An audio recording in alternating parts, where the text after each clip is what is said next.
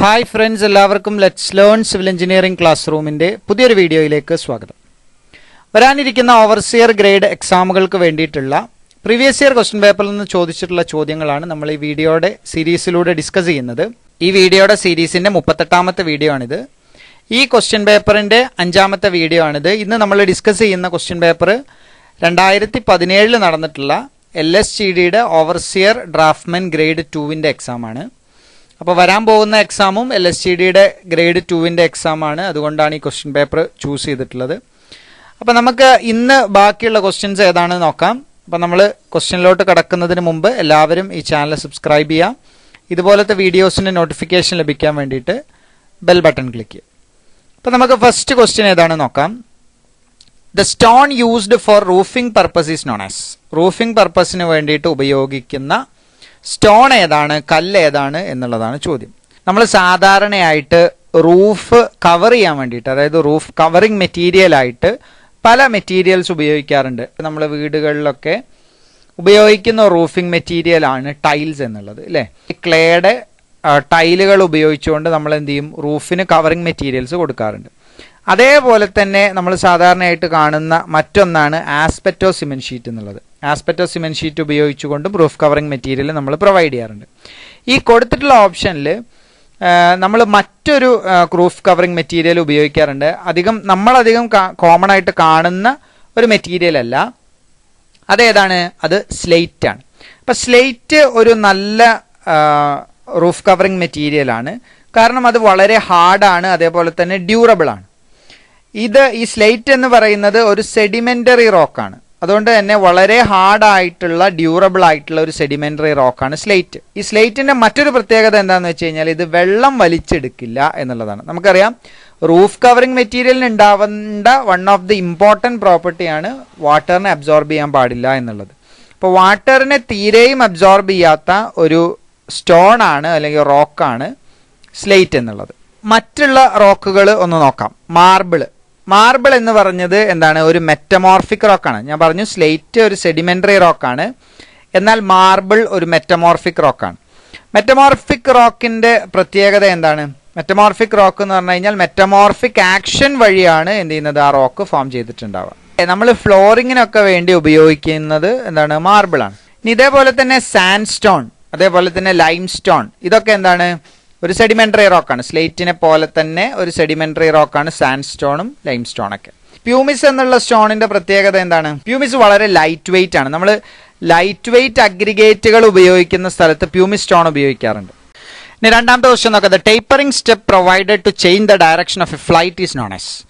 ഒരു ഫ്ലൈറ്റിന്റെ direction change ചെയ്യാൻ വേണ്ടിയിട്ട് നമ്മൾ ഉപയോഗിക്കുന്ന ടേപ്പറിംഗ് സ്റ്റെപ്പ് ഏതാണ് എന്നുള്ളതാണ്. ടേപ്പറിംഗ് സ്റ്റെപ്പ് എന്ന് പറഞ്ഞാൽ ഒരു എൻഡിൽ നിന്ന് മറ്റൊരു എൻഡിലേക്ക് എന്ത് ചെയ്യുക, അതിന്റെ വിഡ്ത്ത് ഇൻക്രീസ് ചെയ്ത് വരിക. അതിനെയാണ് നമ്മൾ ടേപ്പറിംഗ് എന്ന് പറയുന്നത്. ഓക്കെ, എല്ലാവർക്കും അറിയുന്നുണ്ടാവും. ഒരു കോമൺ പോയിന്റിൽ നിന്ന് ഒറിജിനേറ്റ് ചെയ്യുന്നത് പോലെ ഫോം ചെയ്യുന്ന ട്രയാങ്കുലർ ഷേപ്പിലുള്ള ടേപ്പറിംഗ് സ്റ്റെപ്പുകളെയാണ് നമ്മൾ വിൻഡേഴ്സ് എന്ന് പറയാം.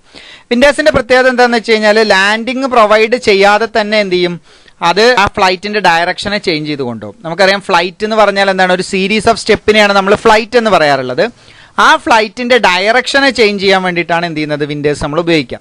ഇനി ചില സ്ഥലങ്ങളിൽ നമുക്ക് എന്ത് ചെയ്യാൻ പറ്റില്ല, ലാൻഡിങ് പ്രൊവൈഡ് ചെയ്യാനുള്ള സ്പേസ് ഉണ്ടാവില്ല. സോ അവിടെ നമുക്ക് എന്ത് ചെയ്യേണ്ടി വരും, ഒരു സ്റ്റെപ്പ് പ്രൊവൈഡ് ചെയ്യേണ്ടി വരും.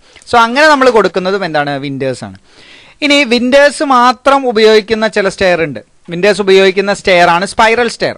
അതിൽ എല്ലാ സ്റ്റെപ്പുകളും എന്താണ്, വിൻഡേഴ്സ് ആണ്. ഇതേപോലെ ഒരു പോയിന്റിൽ നിന്ന് ഒരു സെൻട്രൽ പോയിന്റിൽ നിന്ന് ഒറിജിനേറ്റ് ചെയ്യുന്നത് പോലെയാണ് സ്റ്റെപ്പ് ഉണ്ട്. അപ്പോൾ വേണമെങ്കിൽ എന്ത് ചെയ്യാം, ക്വസ്റ്റ്യൻ അങ്ങനെ ചോദിക്കാം, ഒരു സ്റ്റെയറിൽ എല്ലാ സ്റ്റെപ്പുകളും വിൻഡർ ആണെന്നുണ്ടെങ്കിൽ അത് എന്ത് ടൈപ്പ് ഓഫ് സ്റ്റെയർ ആണ് എന്ന് ചോദിക്കും. അതെന്താണ്? സ്പൈറൽ സ്റ്റെയർ ആണ്. സ്പേസ് വളരെ കുറവുള്ള സ്ഥലങ്ങളിലൊക്കെയാണ് നമ്മൾ സാധാരണയായിട്ട് സ്പൈറൽ സ്റ്റെയർസ് പ്രൊവൈഡ് ചെയ്യാറുള്ളത്. ഇനി ബാക്കിയുള്ള ടേമുകൾ നോക്കാം. ഒന്ന് വേസ്റ്റ് ആണ്. വേസ്റ്റ് എന്ന് പറഞ്ഞു കഴിഞ്ഞാൽ RCC സ്ലാബുകളുടെ സ്ട്രക്ചറൽ മെമ്പറാണ് ശരിക്കും വേസ്റ്റ് എന്ന് പറഞ്ഞു കഴിഞ്ഞാൽ. വേസ്റ്റിന് നമ്മൾ വേസ്റ്റ് സ്ലാബ് എന്നാണ് പറയുക. അപ്പോൾ RCC സ്റ്റെയറുകളിൽ നമ്മൾ പ്രൊവൈഡ് ചെയ്യുന്ന ആ സ്ലാബിനെയാണ്, ആ സ്ലാബിലാണ് എന്ത് ചെയ്യുക, ഈ സ്റ്റെപ്പുകൾ നിൽക്കുന്നുണ്ടാവുക. അതിനെയാണ് നമ്മൾ വേസ്റ്റ് എന്ന് പറയാം. ഇനി what is rise and tread? Rise എന്ന് പറഞ്ഞ ടേമും ട്രെഡ് എന്ന് പറഞ്ഞ ടേമും എന്താണ്, ഒരേപോലത്തെ ടേമുകളല്ല. എന്താണെന്ന് വെച്ച് കഴിഞ്ഞാൽ റൈസ്, നമുക്ക് ഒരു സ്റ്റെപ്പ് എടുക്കുകയാണെന്നുണ്ടെങ്കിൽ അതിനൊരു ഹൊറിസോണ്ടൽ പോർഷനും ഒരു വെർട്ടിക്കൽ പോർഷനും ഉണ്ടാവും. അതിന്റെ ഹൊറിസോണ്ടൽ പോർഷനെ, അതായത് നമ്മൾ കാലെടുത്ത് വെക്കുന്ന ആ ഭാഗത്തിനെയാണ് നമ്മൾ ട്രെഡ് എന്ന് പറയാം. അപ്പോൾ കാലെടുത്ത് വെക്കുന്ന ആ ഹൊറിസോണ്ടൽ പോർഷൻ ആണ് എന്ത്, ട്രെഡ്. എന്നാൽ വെർട്ടിക്കൽ ആയിട്ടുള്ള ആ പോർഷനെ നമ്മൾ റൈസർ എന്നാണ് പറയുക. റൈസ് അല്ല, റൈസർ എന്നാണ് പറയുക. ത്രെഡിന്റെ നീളത്തിനെയാണ് നമ്മൾ എന്ത് പറയുന്നത്? ഗോയിങ് എന്ന് പറയുക. റൈസറിന്റെ ഹൈറ്റിനെയാണ് നമ്മൾ റൈസർ എന്ന് പറയുന്നത്. ഓക്കെ, ഇനി അടുത്ത ക്വസ്റ്റ്യൻ നോക്കാം. 1 mile is equal to dash furlong. 1 mile എത്ര ഫർലോങ് ആണ് എന്നുള്ളതാണ് ചോദ്യം. അപ്പൊ നമ്മൾ ആദ്യം ഈ ഫർലോങ്ങും അതേപോലെ തന്നെ യാർഡും ഒക്കെ വരുന്നത് ആക്ച്വലി ബ്രിട്ടീഷ് യൂണിറ്റ് സിസ്റ്റത്തിലാണ്. ഇപ്പൊ ബ്രിട്ടീഷ് സിസ്റ്റത്തിൽ അതിന്റെ യൂണിറ്റുകൾ ഏറ്റവും ചെറിയ യൂണിറ്റ് അല്ലെങ്കിൽ സ്റ്റാൻഡേർഡ് യൂണിറ്റ് ആയിട്ട് നമ്മൾ എടുക്കുന്നത് യാർഡിനെയാണ്. അപ്പൊ ഇവിടെ നമ്മൾ നമ്മളുടെ രാജ്യത്ത് ഇന്ത്യയിൽ ഉപയോഗിക്കുന്ന എന്താണ്? മെട്രിക് സിസ്റ്റമാണ്. മെട്രിക് സിസ്റ്റം ആക്ച്വലി അതിനെ ഫ്രാൻസ് സിസ്റ്റം എന്ന് പറയാറുണ്ട്. ഈ മെട്രിക് സിസ്റ്റത്തിലല്ല ശരിക്കും എന്ത് ചെയ്യുന്നത്? ഈ മൈലും ഫർലോങ് ഒക്കെ വരുന്നത്. അത് ആദ്യം നമ്മൾ മനസ്സിലാക്കുക. ഇനി നമുക്ക് നോക്കാം, ഫർലോങ് പഠിക്കുന്നതിന് മുമ്പ് ബേസിക് ആയിട്ടുള്ള ചില വാല്യൂസ്, ചില യൂണിറ്റുകൾ നമ്മൾ അറിഞ്ഞിരിക്കണം. അതിലൊന്നാണ് ഇഞ്ച്. ഏറ്റവും ചെറിയ ബ്രിട്ടീഷ് സിസ്റ്റത്തിലെ ഏറ്റവും ചെറിയ യൂണിറ്റ് ആയിട്ട് നമ്മൾ പറയുന്നത് ഇഞ്ചാണ്. 1 ഇഞ്ച് നമ്മൾ മെട്രിക് സിസ്റ്റത്തിലോട്ട് മാറ്റി നോക്കുമ്പോൾ 1 ഇഞ്ച് എന്ന് പറയുന്നത് 2.54 സെന്റിമീറ്റർ ആണ്. ഇത് മനസ്സിലുണ്ടെങ്കിൽ നിങ്ങൾക്ക് ബാക്കിയുള്ള വാല്യൂസ് ഒക്കെ തന്നെ എന്ത് ചെയ്യാൻ പറ്റും? ഇതിൽ നിന്ന് കണ്ടുപിടിക്കാൻ പറ്റും. ഇങ്ങനെ പഠിക്കുക. 1 ഇഞ്ച് എന്ന് പറയുന്നത് 2.54 സെന്റിമീറ്റർ ആണ്. 12 ഇഞ്ചുകൾ ചേർന്നതാണ് 1 ഫീറ്റ്. 3 ഫൂട്ടുകൾ ചേർന്നതാണ് 1 യാർഡ്. അപ്പൊ ഇതിന് നമുക്ക് മെട്രിക് സിസ്റ്റത്തിലോട്ട് കൺവേർട്ട് ചെയ്യണമെങ്കിൽ ആ ഇഞ്ചിൽ നിന്ന് നമ്മൾ എന്ത് ചെയ്യുക? കൺവേർട്ട് ചെയ്ത് കൊണ്ടുവരിക. നമുക്കറിയാം 1 ഇഞ്ച് എന്ന് പറയുന്നത് 2.54 സെന്റിമീറ്റർ ആണ്. 12 ഇഞ്ച് എന്ന് പറയുന്നതാണ് 1 ഫീറ്റ്. 3 ഫീറ്റ് ചേർന്നതാണ് 1 യാർഡ്. ഇനി 5.5 യാർഡുകൾ ചേർന്നതാണ് 1 പോള് അല്ലെങ്കിൽ റോഡ് എന്ന് പറയും, ROD. 5.5 യാർഡുകൾ ചേർന്നതാണ് 1 പോള്. 4 പോള് ചേർന്നതാണ് 1 Gunter's chain.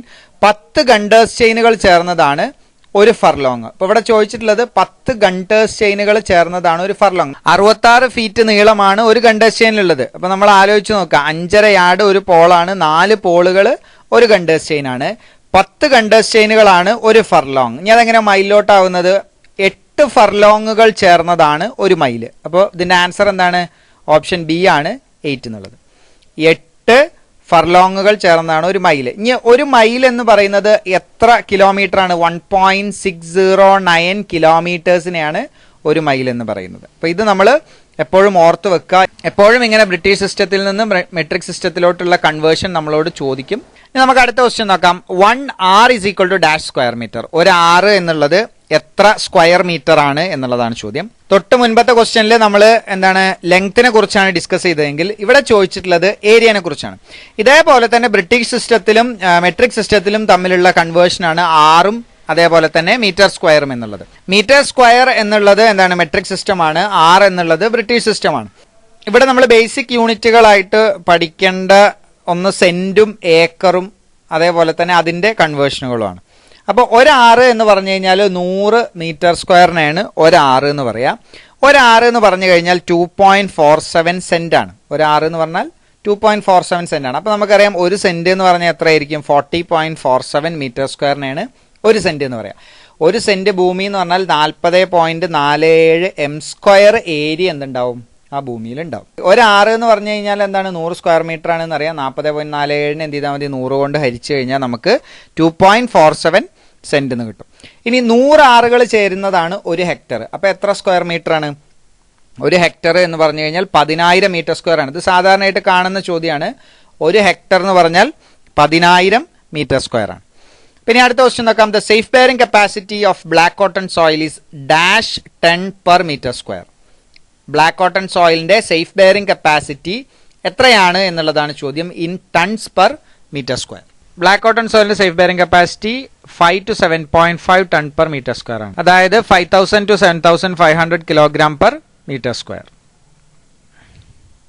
Safe bearing capacity എന്ന് പറഞ്ഞാൽ ഒരു സോയിലിന്, ഇപ്പോൾ ബ്ലാക്ക് കോട്ടൺ സോയിൽ എടുക്കുകയാണെന്നുണ്ടെങ്കിൽ ആ സോയിലിന് സേഫ് ആയിട്ട് അതിന്റെ മുകളിൽ വരുന്ന ഓവർലോഡ് പ്രഷറിനെ താങ്ങാൻ പറ്റുന്ന ആ കപ്പാസിറ്റിനെയാണ് എന്ത് പറയുന്നത്? സേഫ് ബെയറിംഗ് കപ്പാസിറ്റി എന്ന് പറയുന്നത്. അത് 5 to 7.5 ton per metre square. ഇനി അടുത്ത ക്വസ്റ്റ്യൻ നോക്കാം. The crushing strength of first class brick is dash newton per mm square. ഒരു ഫസ്റ്റ് ക്ലാസ് ബ്രിക്കിന്റെ ക്രഷിംഗ് സ്ട്രെങ്ത് എത്രയാണ് എന്നുള്ളതാണ് ചോദ്യം. അപ്പൊ നമുക്കറിയാം ബ്രിക്കുകളെ നമ്മൾ 4 ക്ലാസ് ആയിട്ട് തിരിച്ചിട്ടുണ്ട്. First class, second class, third class, fourth class. അങ്ങനെ 4 ക്ലാസ് ഓഫ് ബ്രിക്കുകൾ ഉണ്ട്. അതിൽ ഫസ്റ്റ് ക്ലാസ് ബ്രിക്കിന്റെ സ്ട്രെങ്ത് എന്ന് പറയുന്നത് 7 to 10.5 ആണ്. നമ്മൾ സാധാരണ പറയാറുള്ളത് 10.5 newton per mm². Crushing strength കിട്ടുന്ന അല്ലെങ്കിൽ കംപ്രസീവ് സ്ട്രെങ്ത് കിട്ടുന്ന ബ്രിക്കുകളെയാണ് നമ്മൾ ഫസ്റ്റ് ക്ലാസ് ബ്രിക്ക് എന്ന് പറയുക.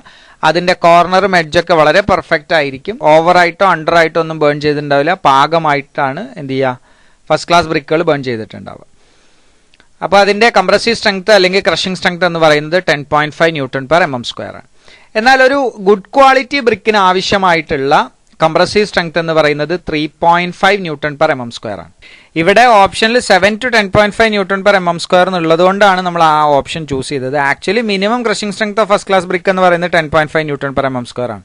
സെക്കൻഡ് ക്ലാസ് ബ്രിക്കിന്റെ മിനിമം കംപ്രസീവ് സ്ട്രെങ്ത് എന്ന് പറയുന്നത് 7 ന്യൂട്ടൺ പെർ mm² ആണ്. അപ്പോൾ നമുക്ക് വേണമെങ്കിൽ ഈ 7 to 10 റേഞ്ച് എന്ന് പറയുന്നത് അതിന്റെ മിനിമം വാല്യൂ ആണ് ഇവിടെ ഉദ്ദേശിക്കുന്നത്.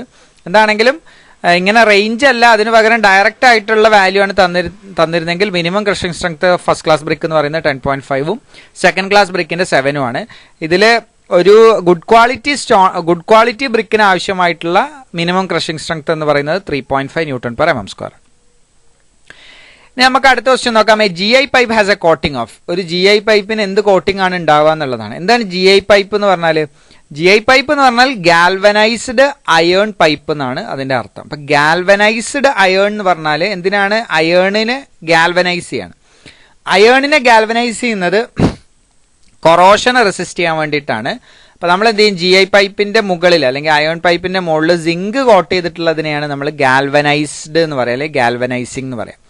അപ്പൊ ഗാൽവനൈസിംഗ് ഓഫ് അയേൺ ബാർ അല്ലെങ്കിൽ അയേൺ പൈപ്സ് എന്ന് പറഞ്ഞു കഴിഞ്ഞാൽ അതിന്റെ മുകളിൽ സിങ്കിനെ കോട്ട് ചെയ്തിട്ടുണ്ടാവും.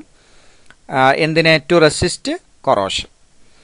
ഇനി അടുത്ത ക്വസ്റ്റ്യൻ നോക്കാം. Solvent commonly used in oil paint. Oil പെയിന്റിൽ നമ്മൾ സാധാരണയായിട്ട് ഉപയോഗിക്കുന്ന സോൾവെന്റ് ഏതാണ് എന്നുള്ളതാണ്. അപ്പൊ എന്താണ് ഈ സോൾവെന്റ്? സോൾവെന്റ് എന്ന് പറഞ്ഞാൽ സാധാരണ നമ്മൾ പെയിന്റിനെ വർക്കബിലിറ്റി ഇൻക്രീസ് ചെയ്യാൻ വേണ്ടിയിട്ട് അല്ലെങ്കിൽ തിന്നാക്കാൻ വേണ്ടി ഉപയോഗിക്കുന്ന സാധനത്തിനെയാണ് നമ്മൾ സോൾവെന്റ് എന്ന് പറയാം. നമ്മൾ തിന്നർ എന്നും പറയും. പെയിന്റിന്റെ കട്ടി കുറയ്ക്കാൻ വേണ്ടിയിട്ടാണ് എന്ത് ചെയ്യുന്നത്? നമ്മൾ ഈ തിന്നർ അല്ലെങ്കിൽ ടർപ്പന്റൈൻ ഉപയോഗിക്കുന്നത്. എന്തിനാണ് ഇങ്ങനെ കട്ടി കുറയ്ക്കുന്നത് അല്ലെങ്കിൽ തിൻ ചെയ്യിപ്പിക്കുന്നത്? എന്തിനാണ്? നമ്മൾ സാധാരണയായിട്ട് സർഫസുകളിലൊക്കെ അപ്ലൈ ചെയ്യുമ്പോൾ ഒരു പോറസ് ആയിട്ടുള്ള സർഫസ് ആണെന്നുണ്ടെങ്കിൽ അതിന്റെ പോസ് ഫില്ല് ചെയ്യണമെന്നുണ്ടെങ്കിൽ ഇത്ര തിക്കായിട്ടുള്ള പെയിന്റുകൾക്ക് സാധിക്കില്ല. അപ്പൊ അതിന്റെ എന്ത് ചെയ്യും? അതിന്റെ വർക്കബിലിറ്റി ഒന്ന് ഇൻക്രീസ് ചെയ്യാന്നുള്ള രൂപത്തിലാണ് നമ്മൾ എന്ത് ചെയ്യുന്നത്? സോൾവെന്റ് അതിലേക്ക് ആഡ് ചെയ്യുന്നത്. സോ നമ്മൾ മോസ്റ്റ് കോമൺ ആയിട്ട് ഉപയോഗിക്കുന്ന സോൾവെന്റ് എന്ന് പറയുന്നത് ടർപ്പന്റൈൻ ആണ്. സ്പിരിറ്റ് ഓഫ് ടർപ്പന്റൈൻ ആണ് നമ്മൾ ഉപയോഗിക്കാം. സാധാരണയായിട്ട് ഒരു എക്സ്പോസ്ഡ് സർഫസിൽ നമ്മൾ ഫിനിഷിംഗ് കോട്ടിന് എന്ത് ചെയ്യില്ല? നമ്മൾ ടർപ്പന്റൈൻ ഉപയോഗിക്കില്ല, അല്ലെങ്കിൽ സോൾവെന്റ് ഉപയോഗിക്കാതെയാണ് നമ്മളത് ചെയ്യുന്നത്. ഇനി അടുത്ത ക്വസ്റ്റ്യൻ നോക്കാം. The road portion used by vehicular traffic is known as. അപ്പൊ നമ്മൾ ഒരു റോഡ് കൺസ്ട്രക്ട് ചെയ്യുമ്പോൾ ആ റോഡിന് വേണ്ടിയിട്ട് നമ്മൾ എന്ത് ചെയ്യും? ലാൻഡ് അക്വയർ ചെയ്യും. അപ്പൊ ലാൻഡ് അക്വയർ ചെയ്യുന്ന ആ ടോട്ടൽ ലാൻഡിന് നമ്മൾ റോഡ് ലാൻഡ് എന്ന് പറയും. ടോട്ടൽ വിഡ്ത്ത് ആണത്. ഓക്കെ. അപ്പൊ ഈ ടോട്ടൽ വിഡ്ത്തിൽ വെഹിക്കിളിന് മൂവ് ചെയ്യാൻ വേണ്ടി മാത്രമുള്ള ഭാഗമല്ല ഉണ്ടാവും, അതിൽ ഷോൾഡർ ഉണ്ടാവും, രണ്ട് ഭാഗത്തും ഷോൾഡേഴ്സ് ഉണ്ടാവും. അതായത് അല്ലെങ്കിൽ റോഡിന് എന്തുണ്ടാവും? മാർജിൻ ഉണ്ടാവും. ഓക്കെ. ഇതില് മൊത്തം ആ ഏരിയനെ അല്ലെങ്കിൽ ആ റോഡിന് ആവശ്യമായിട്ട് വരുന്ന ആ ലാൻഡിനെയാണ് നമ്മൾ എന്ത് പറയുന്നത്? റോഡ് ലാൻഡ് എന്ന് പറയുന്നത്. ഇതിൽ വെഹിക്കുലാർ ട്രാഫിക് മാത്രം നടക്കുന്ന ആ ഭാഗത്തിന് നമ്മൾ കാരേജ് വേ എന്നാണ് പറയുക. അപ്പൊ അവിടെയാണ് എന്ത് ചെയ്തിരിക്കുന്നത്? ഇപ്പൊ ഈ ടാറിങ് കൊടുത്തിട്ടുള്ളത് ആ കാരേജ് വേയിൽ മാത്രമാണ്. അപ്പൊ കാരേജ് വേ കഴിഞ്ഞതിന് ശേഷവും എന്തുണ്ടാവും? ആ റോഡിന്റെ ഭാഗമായിട്ട് കുറച്ച് പോർഷൻ ഉണ്ടാവും. അതിനെ നമ്മൾ റോഡ് മാർജിൻ എന്ന് പറയും, അല്ലെങ്കിൽ ഷോൾഡർ എന്ന് പറയും. ഇതിന്റെ ഈ രണ്ട് സൈഡിലും കാണുന്ന ആ കുറച്ച് ഭാഗത്തിനെയാണ് നമ്മൾ ഷോൾഡർ എന്ന് പറയാം. ഇനി ഫുട്പാത്ത് എന്താണെന്ന് അറിയാം? നടവഴീനെയാണ്, നടപ്പാതേനെയാണ് നമ്മൾ ഫുട്പാത്ത് എന്ന് പറയാം.